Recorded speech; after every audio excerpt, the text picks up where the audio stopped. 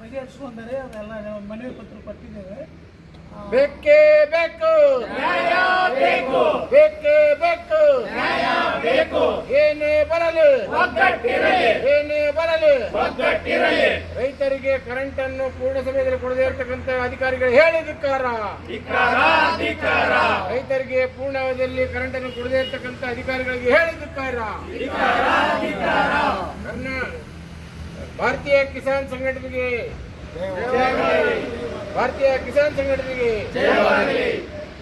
ನಾವು ಈ ಒಂದು ಕರ್ನಾಟಕ ವಿದ್ಯುತ್ ಶಕ್ತಿ ಪ್ರಸರಣ ನಿಗಮ ಬೆಂಗಳೂರು ಇವರಿಗೆ ಈ ಒಂದು ನಮ್ಮ ಎಲ್ಲ ರಾಷ್ಟ್ರೀಯ ಉಪಾಧ್ಯಕ್ಷರು ಮತ್ತು ರಾಜ್ಯಾಧ್ಯಕ್ಷರು ಮತ್ತು ರಾಜ್ಯ ಪದಾಧಿಕಾರಿಗಳು ಮತ್ತು ಎಲ್ಲ ತಾಲೂಕು ಮತ್ತು ಜಿಲ್ಲಾ ಪದಾಧಿಕಾರಿಗಳು ಒಳಗೂಡಿ ಇವತ್ತೇನು ಮನವಿ ಪತ್ರ ಕೊಡ್ತಾ ಇದ್ದೇವೆ. ಈ ಮನವಿ ಪತ್ರ ಏನಪ್ಪ ಅಂತ ಹೇಳಿದರೆ, ನಮ್ಮ ಇಡೀ ರಾಜ್ಯದಲ್ಲಿ ರೈತರಿಗೆ ಏನಾಗಬೇಕಂತ ಹೇಳಿದ್ರೆ 12 ತಾಸು 7 ತಾಸು ಕರೆಂಟನ್ನು ಪಂಪ್ಸೆಟ್ಗಳಿಗೆ ಕೊಡ್ತಾ ಇದ್ದಾರೆ. ಅದರ ಬದಲಾಗಿ 12 ತಾಸು ಕರೆಂಟನ್ನು ಕೊಡಬೇಕು ಮತ್ತು ತಮ್ಮ ಕರೆಂಟನ್ನು ಅವಧಿಯನ್ನು ಹಗಲೊತ್ತಿನಲ್ಲಿ ಕೊಡಬೇಕು. ರಾತ್ರಿ ಸಮಯದಲ್ಲಿ ಹೇಗೆ ಕೊಡಬಾರ್ದು ಅಂತ ಹೇಳಿದರೆ ವಿಷಯಜಂತುಗಳ ಕಾಟ ರೈತರಿಗೆ ಸಾಕಷ್ಟು ಇರ್ತದೆ.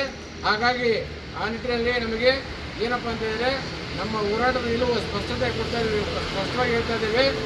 ಇವತ್ತಿನಿಂದಲೇ ತಾವುಗಳು ಈ ಒಂದು ಮನವಿ ಪತ್ರಕ್ಕೆ ಸ್ಪಂದಿಸಿ 7 ತಾಸಿನ ಕರೆಂಟಿನ ಅವಧಿಯನ್ನು ತೆಗೆದು 12 ತಾಸಿನ ಕರೆಂಟಿನ ಅವಧಿಯನ್ನು ಕೊಡಬೇಕು.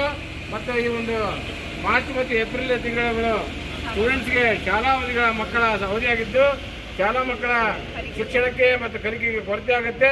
ಆ ನಿಟ್ಟಿನಲ್ಲಿ ತಾವುಗಳು ಈ ಒಂದು 2 ತಿಂಗಳಲ್ಲಿ ಯಾವುದೇ ಕಾರಣಕ್ಕೂ ಗ್ರಾಮಾಂತರ ಪ್ರದೇಶದಾಗಿರ್ಬೋದು, ನಗರ ಪ್ರದೇಶದಾಗಿರ್ಬೋದು ಕರೆಂಟನ್ನು ತೆಗೆತಕ್ಕಂಥ ಕೆಲಸ ಆಗಬಾರ್ದು ಅಂತಂದೇಳಿ ಈ ಮೂಲಕ ನಮ್ಮ ರೈತ ಸಂಘದ ವತಿಯಿಂದ ಮತ್ತು ಭಾರತೀಯ ಕಿಸಾನ್ ಸಂಘಟನೆ ವತಿಯಿಂದ ಮನವಿ ಮಾಡಿಕೊಳ್ತಾ ಈ ಒಂದು ಮನವಿಯನ್ನು ಸಲ್ಲಿಸ್ತಾ ಇದ್ದೇವೆ.